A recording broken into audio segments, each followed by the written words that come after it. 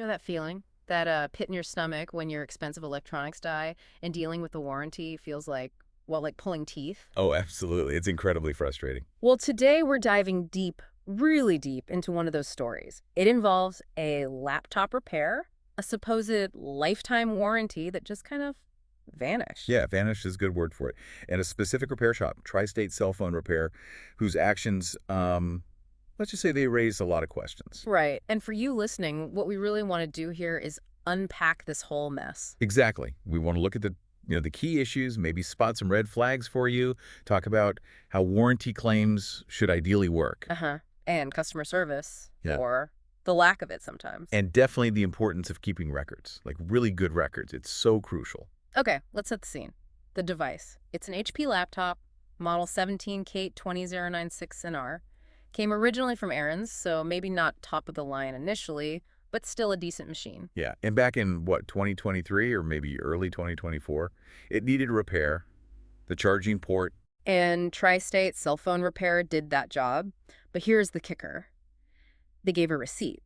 And on that receipt, lifetime warranty for that specific repair. That's huge. A lifetime warranty on something like a charging port, that's a big promise. Definitely. And when this new problem started, the laptop's value was estimated somewhere between, say, $600 and $750. So not insignificant. Not at all. That's a decent amount of money tied up in that machine. And you'd think that warranty would give you peace of mind, right? You'd think. So that first repair happened, seemed okay at the time. But then things get complicated. Yeah. Let's talk about the timeline leading up to this current dispute. Okay. So the last time the owner dealt with the shop before this latest issue was back in January 2025. Right. Then apparently the shop says the laptop came back in February for a reset. Yeah, that's what the shop claimed. Said the customer couldn't afford the pickup then, so it was collected in early March. Okay. But here's a really important detail. When it was picked up in March, the shop apparently said nothing, absolutely zero, about any problems with hinges or screws. And that's key, isn't it? Because if that damage was there already, you'd expect them to mention it then, logically. Exactly. So flash forward just another month, early April 2025, the laptop's back at Tri-State. And why this time? New issue. Yep. Owner says it's related to charging or the battery again. Basically, the laptop just wouldn't power on at all. Dead. Okay, so it seems related to the original repair area, broadly speaking. Power charging. You'd think. So they take it in, and this is where that lifetime warranty promise just starts to crumble. Right, because Tri-State refused to honor it. That's the core problem here. Yeah, instead of fixing the not powering on issue under the warranty for the charging port repair, which seems connected, right? Seems pretty connected, yes. They suddenly bring up new damage, problems with the screen hinges, some screws missing apparently, And their argument was, that this new damage wasn't covered by the original charging port warranty. So tough luck, basically. but hang on, from the owner's point of view, how did that damage even get there? Exactly. The owner argued, pretty reasonably, I think, that either this damage wasn't there before they brought it in this time, or maybe... Maybe it happened during the first repair, or when the shop handled it for the reset claim. Precisely. It could have been mishandled by the shop itself, but of course the shop denied that. Classic he said, she said. But with a lifetime warranty supposedly backing up the customer. You'd hope, and this is where it gets even weirder, maybe even suspicious. Okay. To try and, I guess, justify the delays or prove they were doing something, the shop sent the owner a screenshot. Exhibit A, let's call it. Proof they'd ordered a part. The proof. Let me guess, it wasn't straightforward. Not at all. We heard the layout and formatting just looked off. Suspicious is the word used, like maybe not quite legitimate. That's a red flag right there. What else? Well, the shop said this part was shipping from China. You know, long wait times expected. Okay, that happens sometimes. The tracking number on this supposed proof, it showed the package originated from New Jersey. New Jersey. Not quite China, is it? Not even close. That's a massive discrepancy. It completely undermines their reason for the delay. Wow. So the proof actually contradicted their own story. What about delivery? Get this. The shop's own timeline, based on that tracking maybe, suggested the part was actually delivered around mid-April. Mid-April. So they should have had it. You'd think. But even after that supposed delivery date, they were still telling the owner the part was on order, still waiting for it. So the story keeps changing. That's concerning. It gets worse. The owner, understandably, pushed for clearer proof. That screenshot. Exhibit A. Yeah.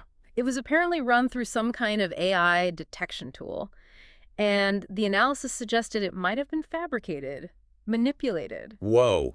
Okay, fabricated evidence. That takes it to a whole new level. That's not just bad service.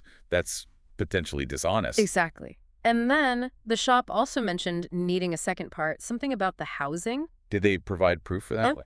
Despite the owner asking repeatedly. No receipt, no tracking, nothing for that second part, just silence. This pattern, it really tells you something, doesn't it? The inconsistencies, the questionable proof. It really highlights why you, as a consumer, need to be so skeptical sometimes and demand clear, verifiable information. Absolutely. And it wasn't just the dodgy documents. The way they communicated was apparently pretty bad, too. How so? Well, there are these weird references to a buddy or someone else dropping off or picking up the laptop at various times. It felt like they were trying to confuse the issue, maybe. Undermine the owner's timeline. Yeah, creating confusion, that doesn't help build trust. Not at all. And then just outright rudeness. Messages like, hello, who brought it in? Like really abrupt and dismissive. Wow, that's just unprofessional, especially when someone's trying to sort out a warranty claim on, again, a pretty expensive item. And then the communication just stopped. Cold. Stopped. May 21st, 2025, the shop just sends a message saying they're done, finished, no more discussions. Done. Done with what? Yeah. The repair. Yeah. The conversation. Done with everything, apparently. Yeah. They basically told the owner, come get your laptop, you get nothing in return, completely ignoring the warranty, the whole situation. Unbelievable. Just cutting off contact like that. That's another massive red flag for anyone dealing with a service provider. You expect dialogue, resolution attempts, not just silence. And think about the time involved here. They had this laptop for over a month. April to late May. With no clear updates on what was actually happening with the repair. Exactly. Just delays, excuses, the weird part story. It was only when that owner really pushed and pushed that they even mentioned maybe offering a replacement laptop. Okay, a replacement could be a solution, potentially. Did they give details? Specs? Nope. The owner asked repeatedly, mid-May, what kind of laptop is it? What are the specs? You know, basic information. And the shop. Nothing. No confirmation, just radio silence on the details of this supposed replacement. So they offer a potential solution, but provide zero details. That's not helpful at all. And remember, earlier on, there was apparently even some talk of compensation. For all the trouble, the warranty mess. Ah, right. Did that go anywhere? Vanished, just like the warranty. That offer or suggestion was completely taken back later. Just another inconsistency, another broken promise, it seems. It paints a picture of a really chaotic and, frankly, untrustworthy interaction. So let's talk about where things stand right now as of, late May 2025. Okay. The owner hasn't picked up the laptop yet. It's still with Tri-State. And the shop isn't talking. Correct. Communication totally cut off. They're refusing any more discussion, any resolution. Stick a fork in it. They're done. Wow. And still no confirmed specs on that replacement they vaguely offered? No real proof of parts ever being ordered or received? None whatsoever. Just that suspicious screenshot and a lot of contradictions. So what can the owner even do at this point? It sounds like they've hit a brick wall with the shop itself. They have. So they're looking at other options now, understandably. Like what? Formal complaints. Yeah, exactly. They're considering filing complaints with the Ohio Attorney General, the FTC, that's the Federal Trade Commission, and the Better Business Bureau, the BBB. Okay, hitting the official channels. That makes sense. And maybe going public, too. Thinking about putting together a YouTube post, sharing the evidence, the messages, that screenshot, just to warn other people. Public pressure can sometimes work, or at least inform others. Correct. Any legal action considered. Yes. Small claims court is definitely on the table as a possibility against Tri-State cell phone repair. Right. Sometimes that's the only way to get a resolution when a business refuses to engage or honor their agreements. Okay, so let's boil this down. What are the really crucial takeaways here for you listening? Well, first, you have a clear promise, a lifetime warranty, documented on a receipt that was just disregarded. That's huge. Then there's that whole issue with the documentation, Exhibit A, strong suspicion based on the inconsistencies and that AI analysis that it might have been faked. Which is incredibly serious if true.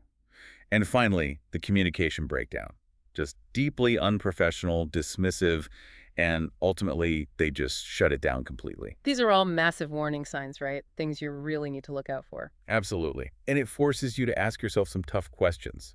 If this were you, what would you actually do? Yeah, faced with a broken promise, maybe dishonesty. Ah. How do you fight back? What are your actual rights as a consumer? It varies a bit depending on where you live, but you do have rights. Right, so maybe the final thought to leave you with is this. How can you protect yourself better before something like this Yeah, happens? how do you make sure a warranty is actually worth the paper it's printed on? It probably comes down to things like, well, we said it before, keeping meticulous records. Every receipt, every email, every message. Definitely. Right. And try to get important things in writing. Clear communication is key. Maybe even understanding the basics of consumer protection laws in your area. Knowing who to complain to, like the Attorney General or the BBB, before you need them, it's tough. Dealing with service issues can be draining. It really can be. But hopefully, digging into this specific case, this Yeah. unfortunate situation, gives you some real-world insight into the potential problems and, more importantly, how vital it is to be prepared and proactive as a consumer.